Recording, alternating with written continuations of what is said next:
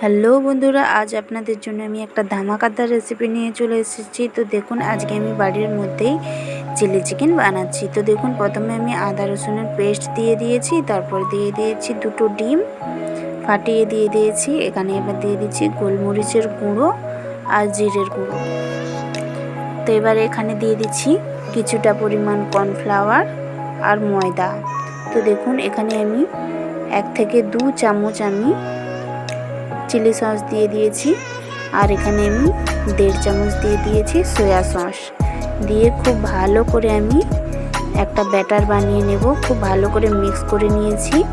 এবারে দিয়ে দেব স্বাদ মতো লবণ। তো দেখুন, এখানে স্বাদ মতো লবণ দেওয়ার পরও আবারও খুব ভালো করে মিক্স করে নিয়েছি। তো এখানে একটু কর্নফ্লাওয়ারের প্রয়োজন হয়েছিল, তার জন্য আবারও কিছুটা পরিমাণ কর্নফ্লাওয়ার দিয়ে খুব ভালো করে মিক্স করে নিয়েছি। তো দেখুন, এখানে আমি পরিমাণ মতো চিকেন দিয়ে দিচ্ছি। এখানে আমি 500 গ্রাম চিকেন নিয়েছি। দেখুন, ওই মিশ্রণটার সাথে আমি খুব ভালো করে মেখে নিচ্ছি চিকেন পকোড়া ভাজার জন্য।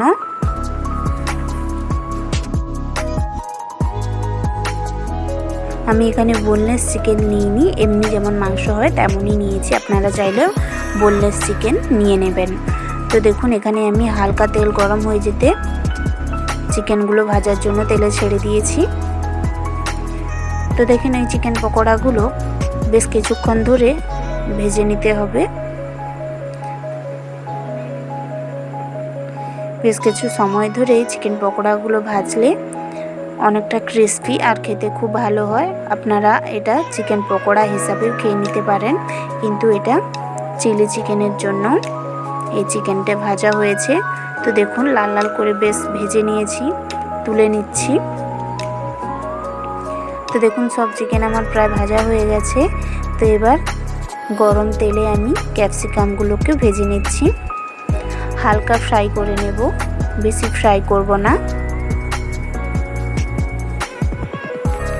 তো দেখুন, ভাজা হয়ে গেছে, এবার তুলে নিচ্ছি। তো দেখুন, ওই তেলেই এবার দিয়ে দিচ্ছি পেঁয়াজগুলো।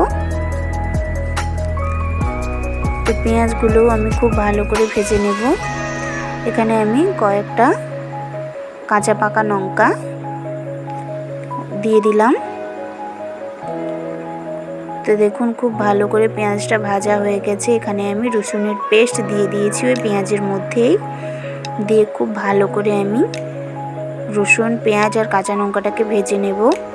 ভাজা হয়ে গেছে, এবার আমি দিয়ে দিয়েছি আদার পেস্ট। আবারও কিছুটা পরিমাণ ভেজে নেব। তো দেখুন, এবার সামান্য পরিমাণে হলুদ গুঁড়ো দিয়ে দিয়েছি। তো হলুদ গুঁড়োটা খুব ভালো করে কষানো হয়ে গেছে। এবারে দিয়ে দেব পরিমাণ মতো লঙ্কা গুঁড়ো। এখানে আমরা কোনো কালো লঙ্কা ইউজ করিনি, এমনি লঙ্কাই দিয়েছি। তো এখানে পরিমাণ মতো চিলি সস, টমেটো সস আর সয়া সস দিয়ে দিয়েছি।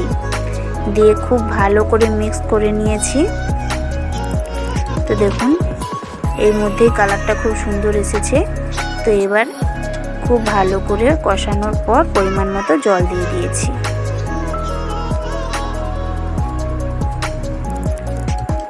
তো দেখুন, ঝোলটা খুব ভালো করে ফুটে আছে। তো এবার ভেজে রাখা চিকেনগুলো এর মধ্যে দিয়ে দিচ্ছি। তো দেখুন, ভেজে রাখা সব চিকেনগুলো আমি ঝোলের মধ্যে দিয়ে কিছুটা পরিমাণ নাড়িয়ে চাড়িয়ে নিচ্ছি। তো এবার ভেজে রাখা ক্যাপসিকামগুলোও দিয়ে দিলাম।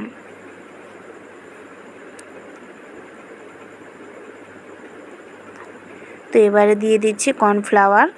কর্নফ্লাওয়ার আপনারা আপনাদের অনুযায়ী দিতে পারেন, কে কেমন খাবেন।